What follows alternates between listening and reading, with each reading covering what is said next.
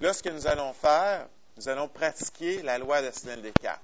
On va prendre N1 fois sin θ1 est égal à N2 fois sin θ2.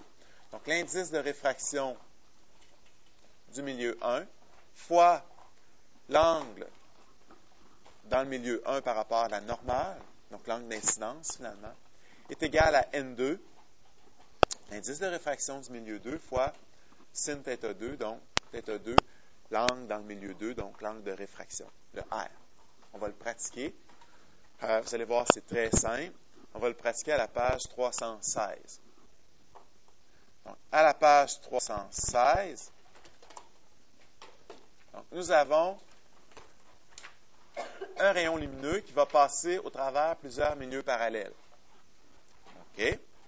Donc, initialement, nous sommes dans l'air et nous allons passer dans le verre, dans l'eau, dans le verre diamant et on va finir dans l'air à la toute fin. On va le faire 8 fois à la pratique pour Snell-Descartes. Pas uniquement, là, vous allez penser au départ que c'est pour vous écœurer, puis après 3, vous allez dire on comprend le principe. Non. Pourquoi que je le fais faire 8 fois successivement, c'est pour vous faire réaliser quelque chose au travers de tout ceci. Okay? Ce n'est pas juste pour le répéter et le répéter. C'est compris? Donc, ici, si on regarde, nous avons de l'air, l'indice est 1. Nous avons le verre, l'indice c'est 1,5. Il y a certains milieux pour lesquels il faut apprendre l'indice de réfraction par cœur. Donc, le verre, c'en est un des milieux. Donc là, on va appliquer Snell-Descartes. Donc, N1 sin θ1 est égal à N2 sin θ2. Tout simplement, la formule, on remplace 1 fois sinus de 40 degrés, l'angle d'incidence qui est ici par rapport à la normale, est égal à N2, donc un passé de l'air au verre, donc 1,5, fois sinus θ2, donc qui est l'inconnu. Donc ici, on va isoler sin θ2, donc ça va donner 1 fois sin de 40 degrés, divisé par 1,5. Ça va nous donner sin θ2. Pour trouver θ2, on va faire l'inverse de sinus moins 1 finalement, de ce que vous avez calculé ici. Ça va nous donner θ2. Vérifiez que vos calculatrices sont en mode degré. Sur les calculatrices à affichage graphique, vous avez mode pour aller le vérifier. Okay, ça doit être en degrés. La réponse que vous devez obtenir pour le θ2, 25,4 degrés. Moi, je garde toujours 3 chiffres significatifs, 2, 5 et le 4. Ça fait 3 chiffres significatifs. Okay? Dans mode. Troisième ligne. OK? Ensuite, à l'œil, on va le tracer. Donc, on a la normale ici. Qu'est-ce qui se passe? L'angle pour le rayon réfracté, on va tout simplement être de 25,4 degrés. On le fait à l'œil tout simplement là, pour l'instant. Là, on va passer dans le deuxième milieu, dans le troisième, excusez-moi.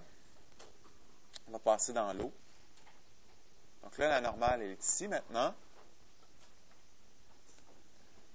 Là, bien, quel angle que nous avons ici? 25,4 toujours. Principe alterne-interne en mathématiques, en géométrie. Puis là, ben moi, je vais juste faire une petite modification à la formule parce qu'on passe du milieu 2 au milieu 3. Donc, je vais juste parler de N2 sin θ2 et N3 sin θ3. Donc, on passe d'un milieu qui a 1,5 fois sinus de 25,4 est égal à N3. L'eau, il faut savoir par cœur son indice de réfraction, donc 1,33. sinus θ3. Donc là, vous allez trouver le θ3. Donc là, je vous demande de poursuivre jusqu'à temps que vous sortiez complètement dans l'air, pour vous pratiquer.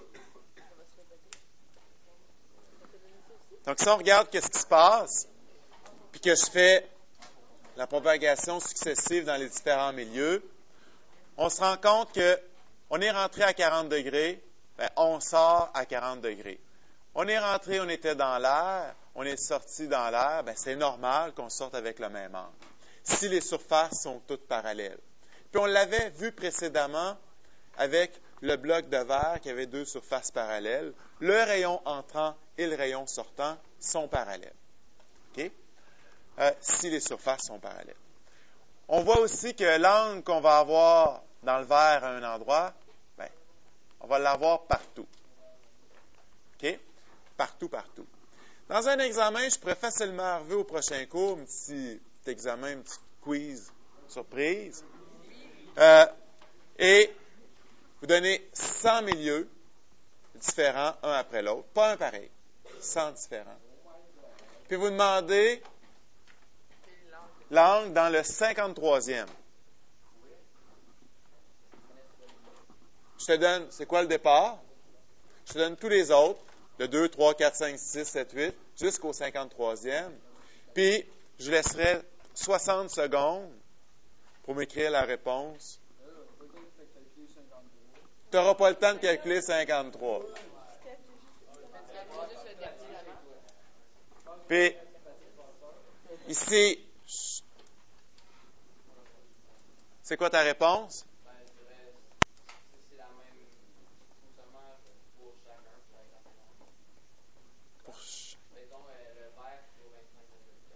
OK. Oui. L'air au 53e, mettons que c'est lui que j'ai demandé, okay, directement, si les surfaces sont parallèles. Pourquoi? Ben, parce que qu'est-ce que vous avez fait finalement? C'est ceci. Vous avez fait N1 sin θ1 est égal à N2 sin θ2. θ2, vous avez dit, ben, c'est le même angle, puisque c'est alterne interne. Puis après, vous avez dit N2 sin θ2 est égal à N3 sin θ3. N3 sin θ3 est égal à N4 sin θ4. Donc, on pourrait prendre N1 sin θ1 qui est égal à N6 sin θ6 ou 53. OK? Donc, ça, c'est la première chose qu'on doit retenir. Donc, on peut, quand on applique la formule, on peut normalement, vous pouvez l'écrire là, dans la conclusion, passer d'un milieu à un autre sans regarder les milieux intermédiaires.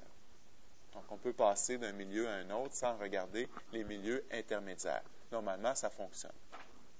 Donc,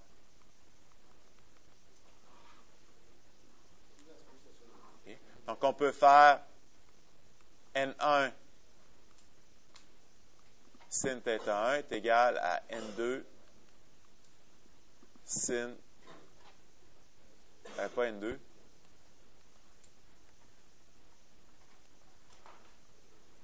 N6 sin θ6.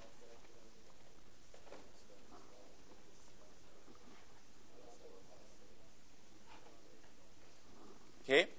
Donc, ça, c'est la première chose qu'on peut retenir. L'autre chose qu'on peut retenir, on le savait déjà, on peut dire que l'angle à l'entrée et l'angle à la sortie sont égaux. Okay. Normalement, l'angle à l'entrée et l'angle à la sortie sont égaux si les milieux sont identiques à l'entrée et à la sortie. Okay. Donc là, l'exemple ici, le N1 sin θ1 est égal à N8 sin θ8. C'est sûr que si on est parti, on était dans l'air avec un indice de 1, puis on fait sin θ1. Si on retourne dans l'air avec un indice de 1, sin θ8, bien sûr que le θ1 et le θ8 doivent être égaux. Donc ça, c'est nos deux conclusions. J'ai ajouté dans les conclusions que c'est normalement. Il est possible dans certaines situations, que la lumière ne se rende pas. Okay? Il pourrait y avoir un phénomène en cours de route, que vous ne connaissez pas encore, qu'on va voir au prochain cours, qui empêche la lumière de se rendre jusqu'à la sortie. Elle pourrait frapper un mur carrément d'une certaine façon. On le verra au prochain cours.